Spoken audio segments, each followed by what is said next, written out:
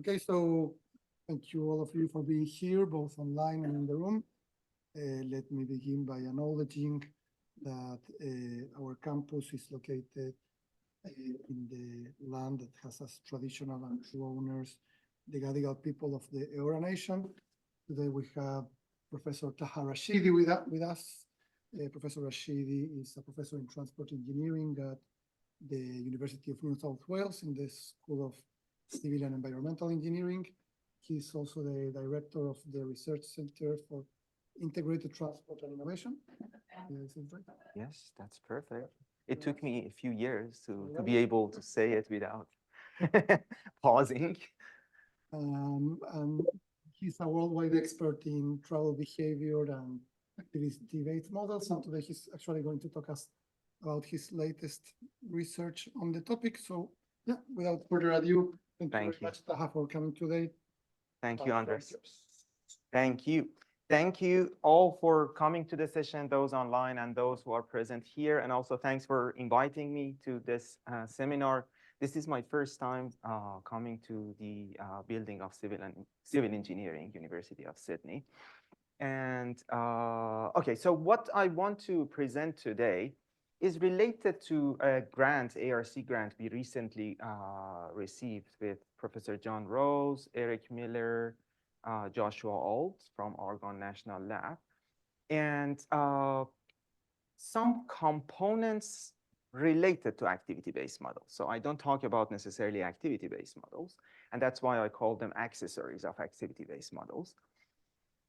One problem that we face when we develop activity-based models around the world, activity-based models are a gigantic series of modular components. They're designed to replicate the decision-making process of travelers, including this.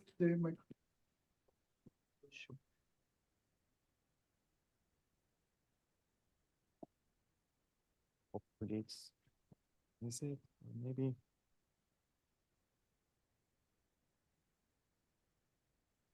Maybe I can hold it. If I hold it, it's definitely better, but let's see how it goes.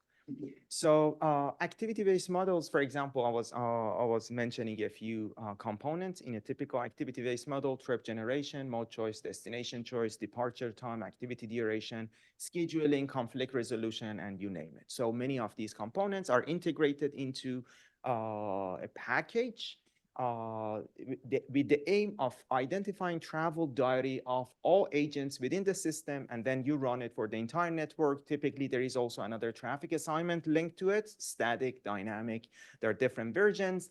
And then the model, like a 4-step model, it keeps running and generating activities of people. Couple of issues that are typically associated with activity-based models is that in our field, we've developed very advanced activity-based models, perfect. However, the data that goes into activity-based models is typically coming from household travel survey. So it's actually only one snapshot, one typical day, if we call it. That is household travel surveys, one day typically, they're using 4-step models, and that's how they're also used in activity sim, for example, which is one of the popular commercial activity-based models that are being used by consultants as well, specifically in the US. They've already developed the models that they have using household travel surveys in different cities, in MPOs in the States. So there is a drawback in that because activity-based models, they're so detailed. They are unlike a 4-step model that are aggregate zone-based. Activity-based models are designed to be able to replicate the behavior of people. So there are two main advantages of activity-based models. They're behavioral and they're more policy sensitive because of the variables we include in activity-based models. So the behavioral aspect of it, if we don't use the type of data that is envisioned to make it more behavioral, so we lose as much information that could have been considered. So that's one angle. Another angle is that the input typically also comes from population synthesizers. So we need to have information about the entire population to be able to run the model for the entire population. After we develop the model using household travel survey, which is a sample, now we want to run it on the entire population. At that stage, it's very common that we use population synthesizers. Population synthesizers, the way they are generated, very advanced models we have, it's also common practice to use population synthesizers, but they're extremely accurate. So we end up having 1%, 5% agents, and then we have also control variables from wherever we can get information from census for the base year and also for the target year, and then we match them. IPF mechanisms so that we can match them, and eventually we have a population with attributes, some of which coming from the macro data, they call it 1% or typically 5% information data, we replicate them. So that also adds another level of mismatch between something that is extremely detailed. We put so much effort in developing activity-based models, but on the other hand, the input is very crude, is very approximate. So that's another angle. And when it comes also to land use, it's even worse because land use models that are also linked, urban sim is one of the good ones that has some economic aspects that is used, but typically land use models are also very aggregate. So as soon as an aggregate model gets linked to a very highly disaggregate model, some of the benefits of one might be lost. Same thing may happen when you use activity-based model, you lose it, you link it to a static traffic assignment, zone-based type of traffic assignment. Then you need to aggregate everything you have at the agent level, aggregate them to zone level, and then you have OD table, then assign it to the network. What was the whole point of developing activity-based model at that stage to make it so behavioral? If you use some of the, still, it's policy sensitive because some of the factors that we included in, and the behavioral aspect of it is replicated. So that's one of the arguments people talking about integrated ABM DTA. They support integration of macro simulation type of traffic assignments, but that's out of the scope of this presentation. So two angles that I want to highlight in this study, they are related to population aspect, population synthesizer, the issue that I mentioned, and also data requirements. So what we've done, we've developed a package. We call it DEMIUM. We call it a population evolution mechanism, like the way. So the argument is that if we develop agent-based models, activity-based models for travel behavior, why not developing something like that for the attributes of the household? So let them die, let them get married, let them have child, let them change their home, but agents evolve over time. And same way, we have a modular agent-based structure. We have it for agents, and we let the population attributes to evolve over time. So demographic, economic attributes, or lifestyle of people. So if I want to visualize, this specific part is the main person who contributed to it is my former PhD and postdoc, Amarin Sirinapic, and he developed this platform, and it's already available. I think as I showed it here on GitHub, you can also have access to the code, and a paper was also published on it. So the GitHub, his GitHub is also available. So one of the major differences that we can compare this population synthesizer and compare it to a population evolution platform is that in a population synthesizer, as I said, you have the 1% micro sample, you have aggregate data, you replicate these people that you have in 1% so that you get, you match the control variables you have in your population. For example, you want as many number of workers to be located in a specific zones. You match them, but you replicate these agents. In a population evolution, because it's modular and it's agent-based, as long as you develop a model in which you have electric vehicles, for example, in my base data, if I don't have electric vehicles, my synthesized population doesn't have electric vehicle owners, unless I include another vehicle ownership model somehow into the structure of my activity-based model. But in a population evolution structure, as long as we have components for decisions of people, vehicle ownership can be also another attribute of agents. Residential relocation is also another attribute. Now let the agents evolve over time so that you have the population that you want with the attributes to be then used in an activity-based model structure. We've developed the current version of DEMIUM. We've used census data and HILDA data, the longitudinal data that is available in Australia since 2002 or 1. And our platform at the moment has 11 components. So we have vehicle ownership, residential relocation, job relocation, and travel demand is also linked to the platform. This platform with Demium, we've already developed it in a collaboration with a group of collaborators around Australia under another scheme called Australian Research Data Commons. And we developed an open source platform to automate, including Michiel Bilimer from University of Sydney, Mark Hickman from UQ, Sharon, I forgot her name, from Western Australia. Can anybody help me, Sharon? And a few others. Oren was also another organization involved. So we developed a platform, and the platform runs like that, population evolution. And we developed something simple activity generator. So that's why I still have simulating travel demand. It's not an activity-based model, but it simulates activities and attributes of people. We use Melbourne data and generate some trips, and then that goes to MatSim.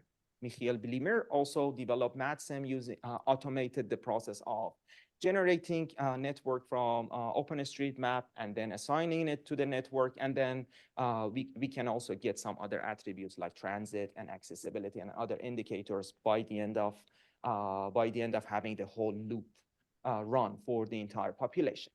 So we already have all of these components in our Demium with 11 major events already developed, and they're highlighted here in this part. So aging, birth, death, cohabitation, marriage, divorce, breakup, leave home, education, employment, and migration.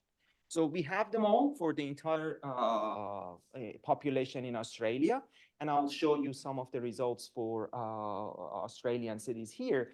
And again, this is compatible, at least the logic is compatible with what we have in activity-based models. Let the agent grow, evolve, change over time.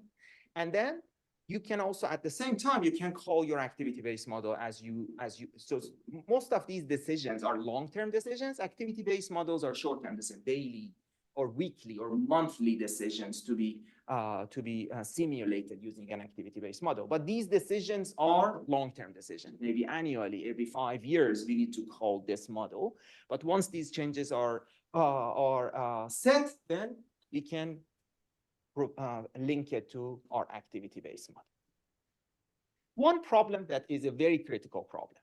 A nice property of population synthesizers is that we can easily control for something they're called control variables, personal and household control variables. And it's very nice to have them specifically because you have your macro data, but in the future, we have good idea about the population growth in different categories, and we want to match it. Like by 2050, we get from Australian Bureau of Statistics that the population growth should be as much, and the breakdown across different household compositions should match whatever breakdown they provide. And we can easily match those criteria using population synthesizers. Very efficiently, very quickly as well. How can we make sure we get same? Because now we are allowing agents to grow, get married, divorce, have child. How can we make sure we end up having same and we observed it. If you allow the population to grow, it's very hard to make those criteria met. So what we did, we also developed another optimization, calibration, matching mechanism, so that we provide a good fit. For example, in this case, what we did, we tried to match the household composition.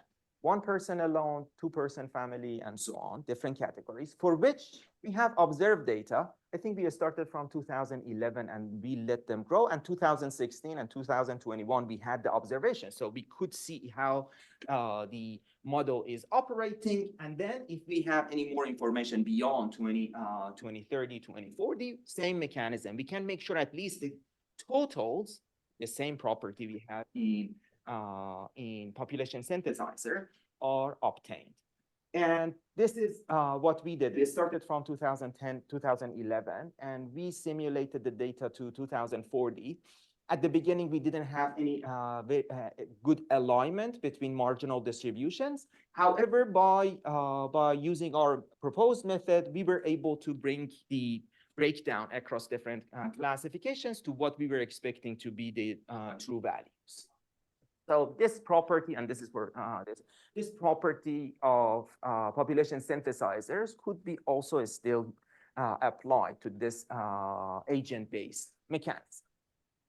And as I mentioned, we've already linked it to a simplified activity-based model, and it's already also linked to another traffic macro simulation, MATSIM, and we could also see how the whole sequence of models can operate. For Melbourne, we've already tested.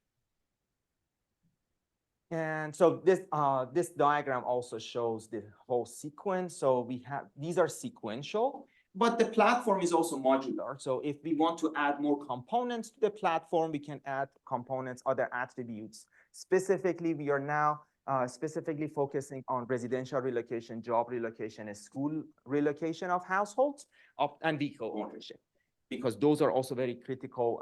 Specifically, land use is also understudied, I would say, in the field of transport engineers.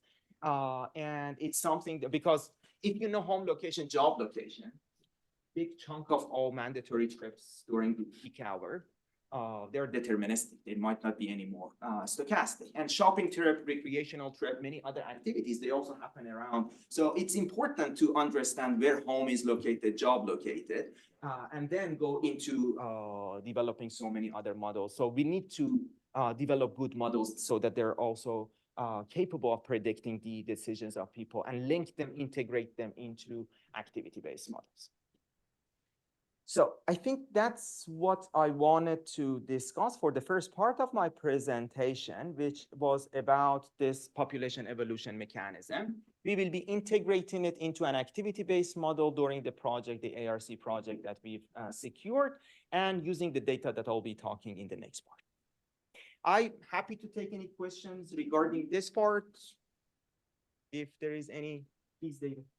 So this process, is it memoryless, or does it have a memory of previous generations? Every year, so once Markovian and Markovian, yes. Okay. Yes. Is there value in trying to remember what you did 2 years ago or 3 years ago? I would say no harm, as long as we can make the model sensitive to include attributes of the household like habit, inertia, specifically in relocation. Relocation would be very critical to see the zone the person was living, maybe before the previous relocation, or job. Why not? And so you didn't do it because of computation or information? Oh, no, even the HILDA data, we could do it. But for example, for marriage, remembering the attribute of the agent that, or maybe divorce, the person was divorced, and then making sure that type of attribute is not going. So in these components, specifically, birth is very basic, distribution-based. Death is also, but these are choice-based models. So these are multinomial logit models. And I don't remember having any memory. However, lifestyle of people is already included. For example, the type of home they are living in, or number of kids. So household attributes are included. Salary is also a big contributor to marriage. And it was a significant variable to figure out who marries to whom. But you're right. Why not including more information? Especially, I seriously believe that those types of variables, memory variables in home relocation would be very critical to include. Vehicle ownership, same thing. Brand loyalty, it's a critical variable to include. Is it data that you have? Vehicle, we don't have. The vehicle information, it's not included in HILDA. However, we collected another survey. It's retrospectively we collected data. So we asked people to go back to the last location, home location you were. And at that location, we asked a job location of all household members. Vehicle attributes, we only collected the current vehicle attribute. So it was more around, it was already 40 minutes for each individual to complete it. So we didn't make it more complicated with vehicle ownership. Yes, please, Mohsen. This seems like a very huge, big model. Have you done any validation based on real world? I mean, This is validation. so These are, so for example, when we start from 2010, we have data, we start simulating, and we go all the way to 2040. But by 2020, we already have observed data. So this gap that you see is what we couldn't still match for one-person households, lone households, and group households and family households and different types, different categories that we had in the data. Up to here, I would say it's already what we observed. Beyond that, we didn't have data. So this is a calibration mechanism to some extent. So what happens here, there are some mechanisms. If we observe that we have many single unit households, we start calling the marriage component so that they get married. But if we see that, oh, we are generating many couples, then we need more children. So then we call these components to the point that we have a good alignment with observed attributes. again, so many people, so many categories, family group. And you have data apparently every 5 years. Yes. So why not, for example, something much simpler, the number of people living in Melbourne greater area? But I need individuals. So these individuals, I need to let them do whatever they do. And location, like the zone they live, depending on SA1, SA2, whatever resolution we consider, I need to let them move around, get married, get divorced, have child, die. And so My point, it's not aggregate, it's very disaggregate for every individual. I understand that part, but you can, for example, just to check the birth, migration, and death, just these three. I you could. can Every year, for example. Same method I can apply, same method. If I have the totals, You can check it every year, so you have more data point to convince that the model is working, at least to some extent, properly. theoretically I can. Theoretically I can. But I'm not sure whether it's feasible, because as soon as you start making many of these matches, as soon as you control for something, something else may go out of control. And it's to some extent you can control. Even IPF mechanisms, they're proportionally allocating number of people to each cell. And it's still number of cells. If you end up having many zones, many control personal variable, household variables, you end up having many zero cells because you don't have from your population falling into that one. And then you end up underestimating those people in that cell. So there is a trade-off always, even in population synthesizer, how accurate and what level of disaggregation you want to go for your control variables. So, Want to say? yeah, it was just, you did this for Melbourne. Yes, and Sydney, but this is Melbourne. So you have the data for Sydney, same level? Hilda is for national. But you weren't using the household travel surveys. No, not for the population evolution, we don't use household travel survey. Because you were also talking about the Yes. choices. Travel choices here, it's only Melbourne and it's only Vista. So once population grow, then we call the activity generator, which is responsible of generating trips of people, tours, modes, and destinations. You have the data for Sydney or not? Oh, Sydney, good luck, no. Just wanna make sure- I hope somebody Yeah. from Transport for New South Wales is also on. Please make it available to researchers. It's been only 10 years I tried. Maybe I should try more. That's longer than.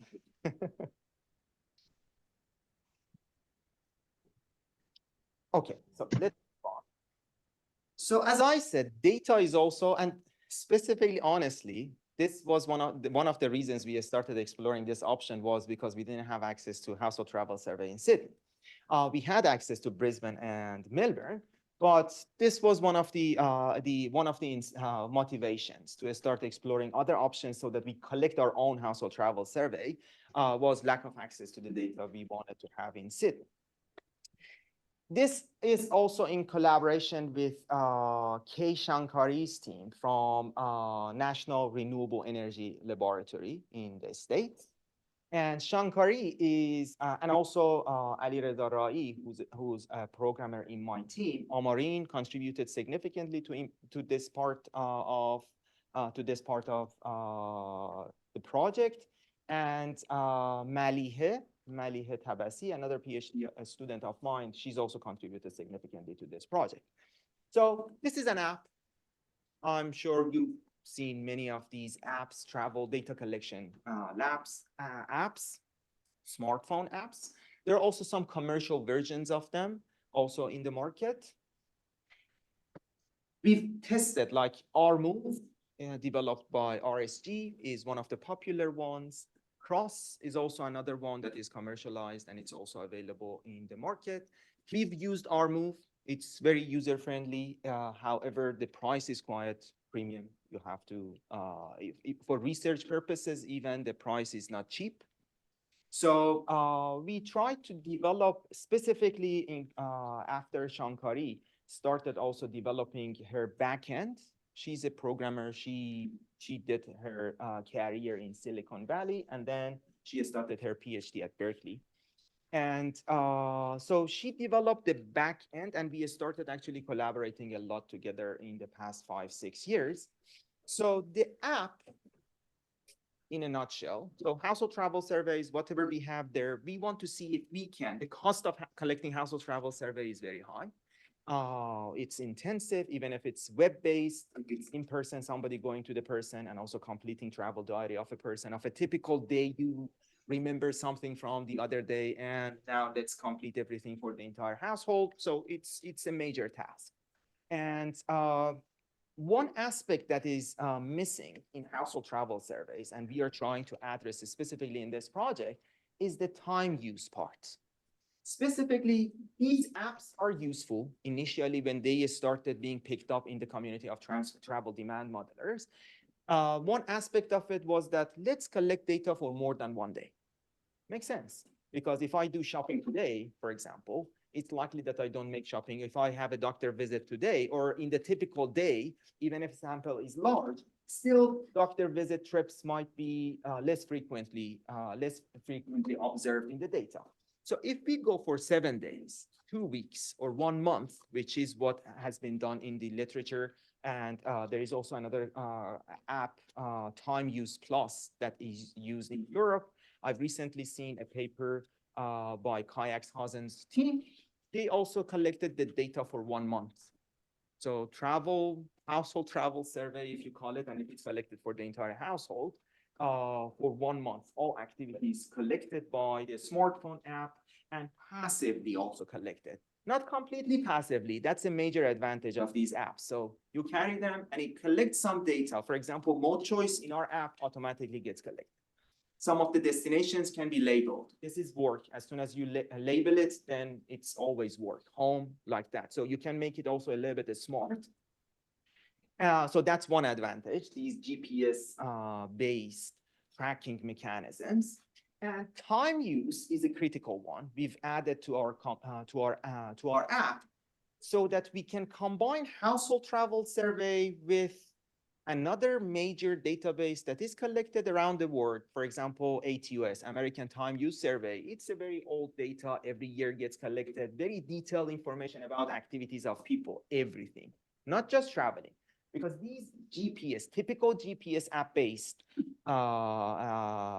surveys, smartphone apps, they collect data as soon as a relocation is triggered. So if you hold, for example, if it's installed here, I don't move, nothing gets recorded. As soon as I start relocating, a pop-up appears. Oh, it seems that you're traveling. What was the destination? What was the mode? What was the cost? And so on. Whatever it cannot be collected. Travel time, departure time, you can easily collect it with sensors on that.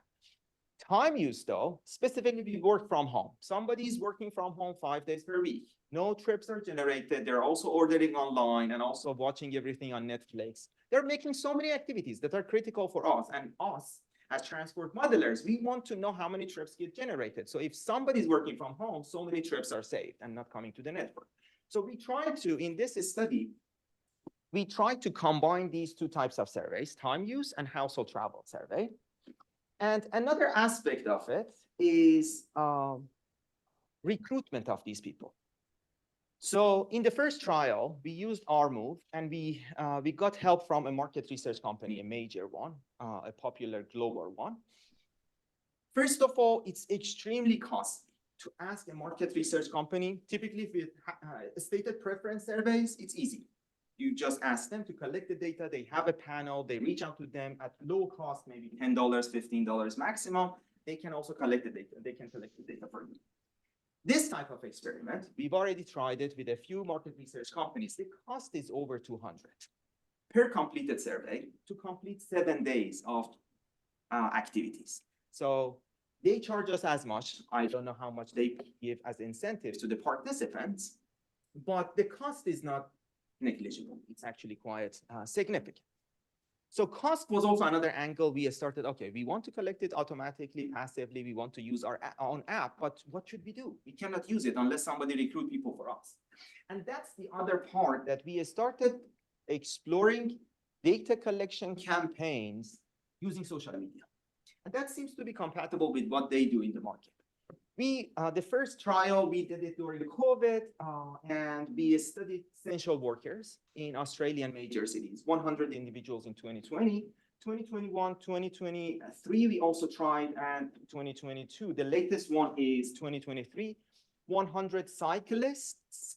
And this project, we just did it for our urban built environment group.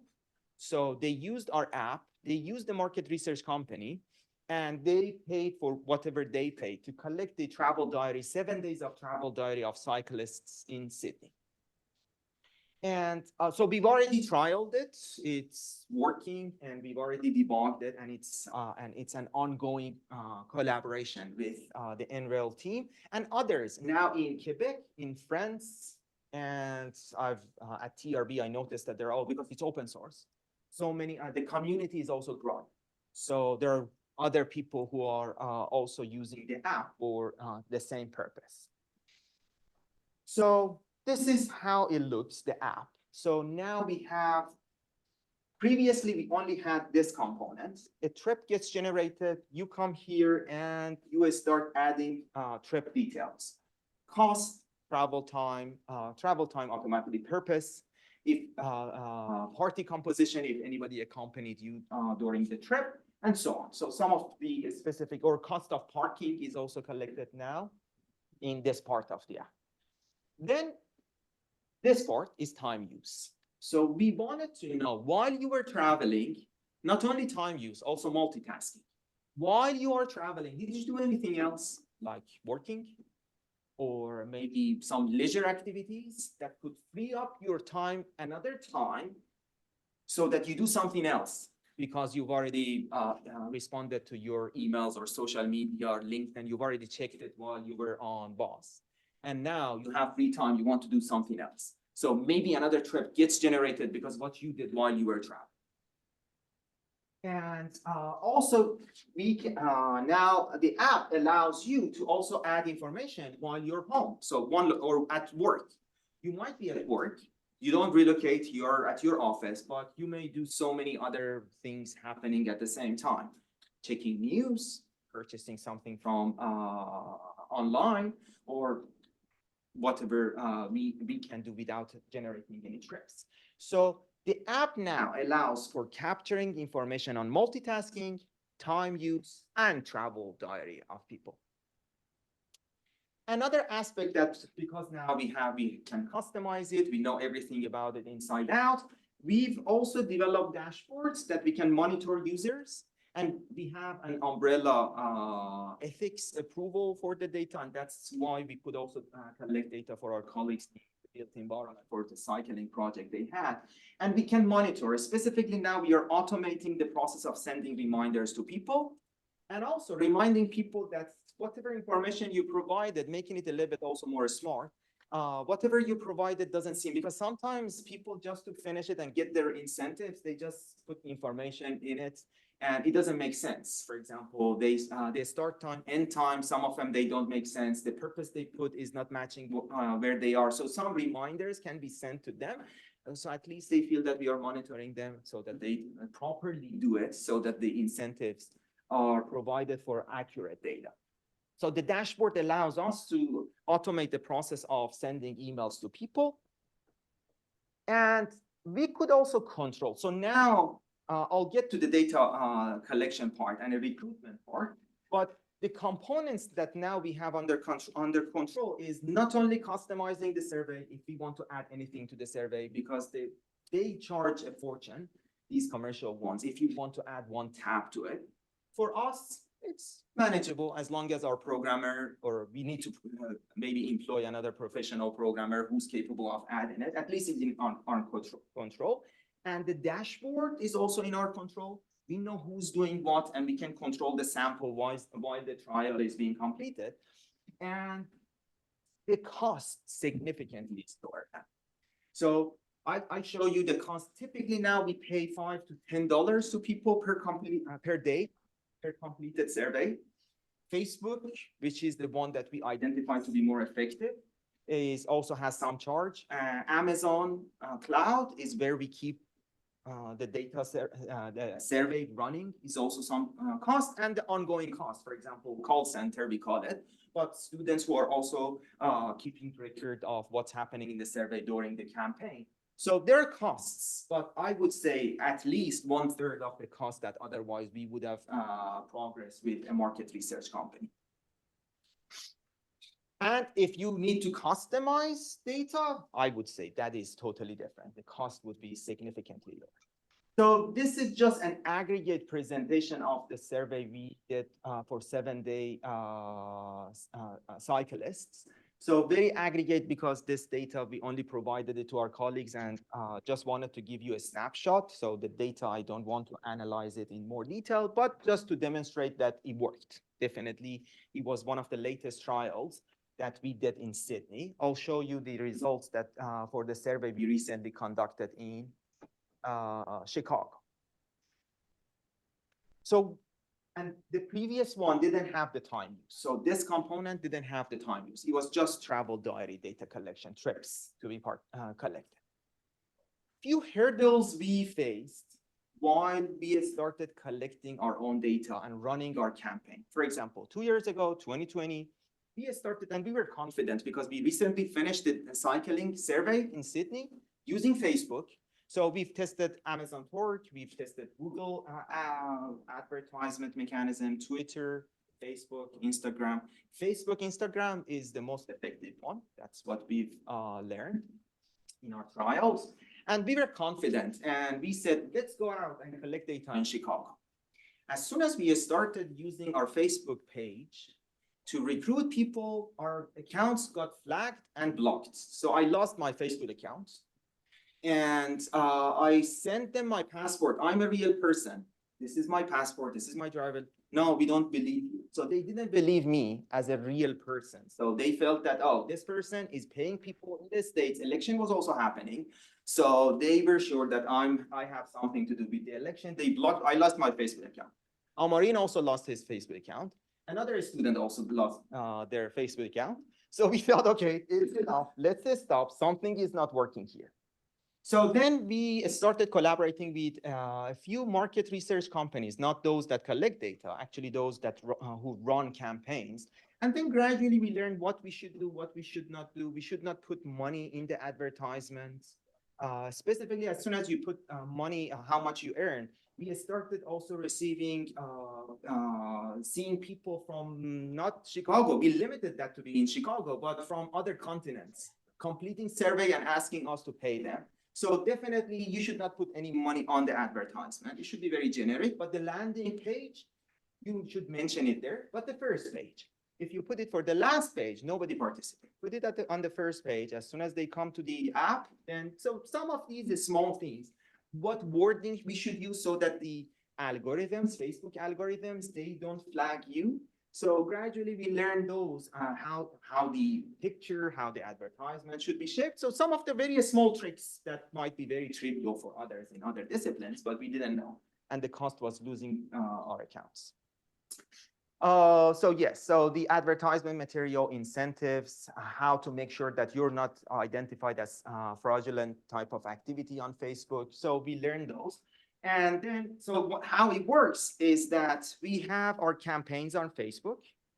So depending how much budget we put on Facebook, number of people who see the ad changes. We've also tested how much we should put and how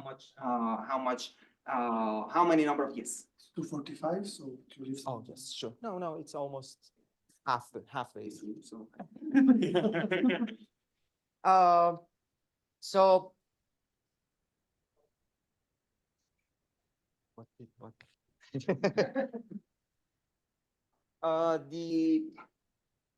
Yes. So depending how much budget you put on your Facebook account, it also changes number of participants. And that is something else we also tested. So the app I've already shown you. Let's get to what we did in Chicago and Sydney. In Chicago, we asked the market research company, a very major one. They couldn't even collect one person, and that person's information was not even useful. In Sydney, after a few days, 7 days, I think we ran the campaign, they collected 53 decent responses. So then we learned it's totally dependent on their partner, whom they are working with, depending on the other, whom they purchased the panel from. If they're proactive, you get good data. Otherwise, and they don't guarantee sample size, specifically with app-based data, they don't guarantee anything. So you may lose your money and the survey finishes and you don't get any data. That's why we started our own campaign. We ran it in 3 phases. For example, the first phase, as you see, the duration was 85 days. The amount that we put on Facebook, it wasn't as much. And here you see how many people started the survey, how many people installed the app, and how many people eventually completed the survey. So we were feeling comfortable that eventually after running, and specifically these are the incentives that we put that we gave people per day for completion of the survey, and also the budget we put on Facebook, $100 per day. That was what we put, so that the number of clicks or number of times it's shown on people's smartphones changes. And we could monitor it, and we did some analysis. Eventually, what we learned was that for the type of survey we do, definitely more than 100 USD is required to be used per day on your Facebook account, and something around $7 to $10. Again, this is for Chicago, it's USD, is required to give incentives to people. So $5 was too little, and $10 seemed to be quite significant. So people started picking it up. And this slide, what I wanted to highlight is that it seems that our Facebook campaign worked better than the market research campaign, because we ended up having more people participating in the time use survey, which was more complicated. At least we had more control over it. Although the landing page here is also the same. It's just number of people being redirected to our survey was managed by the market research company. So again, we felt comfortable with what we did. And now I want to also, for these participants, Sydney and Chicago, and this was a pilot, so the data is not representative of anything, but still we wanted to double check what's happening in the survey, so that now that we go full force to collect data in Sydney, specifically for 1,000 individuals, now we feel comfortable that we will be able to collect the data that we want. So the breakdown wasn't crazy across different attributes, and even the work distribution, income distribution, total number of trips people generated per day, it was also reasonable. And the breakdown for different modes and the distance people traveled was also reasonable. Specifically for Chicago, it was very high for walking. And we checked these people, they were typically in CBD, downtown area of Chicago. And another thing that it was very interesting, I'm pretty sure this is randomly happened for a small sample in Chicago, but when we looked at the attributes, the time use and the type of activities people conducted in our small sample and American time use survey, which is a huge data, once we compared the two with the 2020 still, the breakdown, we could see that these are comparable. So the type of activities we observe in our data, the mean duration of activities allocated to different types of activities, were comparable to what we were expecting, we could see in American time use survey. And this is also another check for the sanity check of the data to see the duration of activities and for different days that we conducted the data. And this one is also very interesting. The start of the activities for different types, recreational, because we did specifically, these are not coming from time use. These are actual trips happening. Am I right? No, these are no maintenance, personal care. These are time use activities. So we know the start time, and the start time, they were also matching employment, educational happening in the morning. We could see some of these peaks that we were expecting to happen again at the sanity check. The sample is already too small that cannot be generalized as much. And this is also, I would say, I think one of the last slides I have before conclusion. This slide also shows another aspect that we were interested to know about multitasking.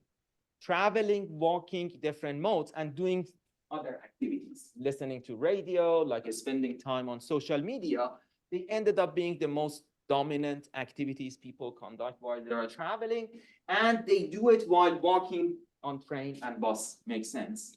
So while you're driving, maybe radio could be also another activity, and it's actually, let's say, passenger and driver listening to radio podcasts. This is still observed, and in this small sample, I would say all of these percentages should be also digested with the understanding that the sample was relatively small.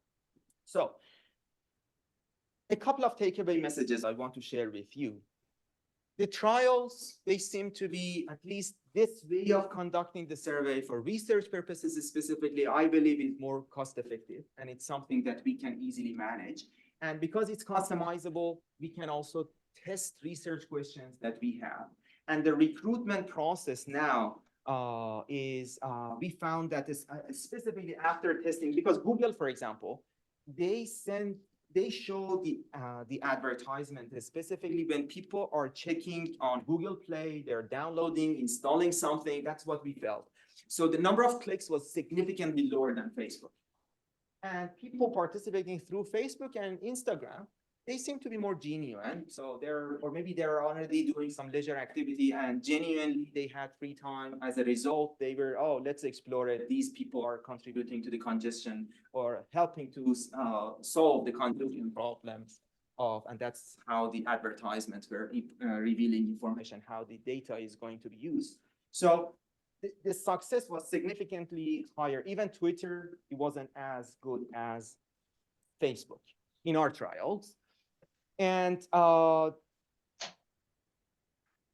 time use and multitasking aspects, they make it more complicated and the number of dropouts end up being larger.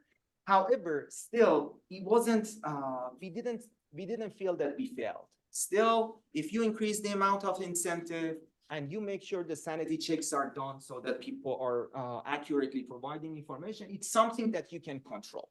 And that's another thing that we learned from this exercise. Hopefully, we'll be collecting another larger sample in Sydney and possibly in Chicago. So with that, I can finish and take any questions you may have for the second part of the presentation.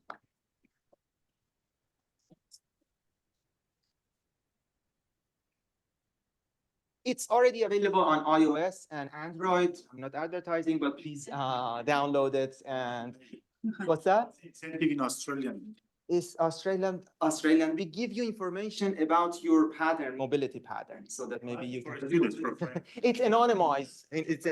We need a QR code to scan, don't we? Yes, as soon as you install it, you get a token. So you install it and then you request the token and we give you the token so that you can start the process. So has your life been happier without Facebook? Without Facebook? Oh, absolutely. Absolutely. No doubt. Absolutely. I wasn't using actually my accounts. Maybe I resumed it, redirected my account. For the same reason I gave it up. And then I opened it, or maybe that was one of the reasons. This guy, after not using his account, exactly. It was very suspicious. Definitely, I was very suspicious. And still, they have my passport picture as well. Any questions? One question. Yes, please. You limited your data to who just has Facebook or has a smartphone. Yes, Yeah. yes, And yes. And Instagram. that doesn't have Facebook or. Yep, that's true. That's true. That's the data is, I'm not suggesting that this approach replace household travel survey. I'm suggesting that this can also be used in addition to the classical methods and even minorities. For example, it's a big discussion and challenge in surveying mechanisms to find minorities or people who are still not having a smartphone or even people who don't even have a landline. In our even census, that's also a problem to collect the information of those type of people, let alone this type of approach that is significantly dependent on social media users is subject to those types of biases. That's true. About how you can solve this limitation. As long, so in the modeling stage, we should be able to correct for some of these biases if we have a weight factor for people represented in the data. However, I don't think because if somebody doesn't have Facebook, I cannot go and because I can now only collect data through this type of campaign unless, and I cannot afford, and I'm not interested to pay more than that because I don't have as much money for research purposes. But if somebody's interested to have representative sample of the population, I appreciate if they can share their data with us. A question from David Hensher in the chat. Sure. The data is rich, but if you have a modeling method that requires data from non-chosen alternatives, how can you collect it? Very good question. So the data that we collected in 2016 using our Move app, we processed information of non-chosen alternatives for mode choice and route choice using Google API and whatever information was available for toll system and public transport system. So we used other platforms. So the chosen alternative was very easy, but for the non-chosen ones, in collaboration with Tim Hillel, who was a postdoc at EPFL, and Rico Kruger, we've already also published about the process that they developed and we used to process the non-chosen alternatives, and they tested that approach that they developed in other contexts. And then we developed our models based on the attributes we generated for non-chosen alternatives. Okay, I think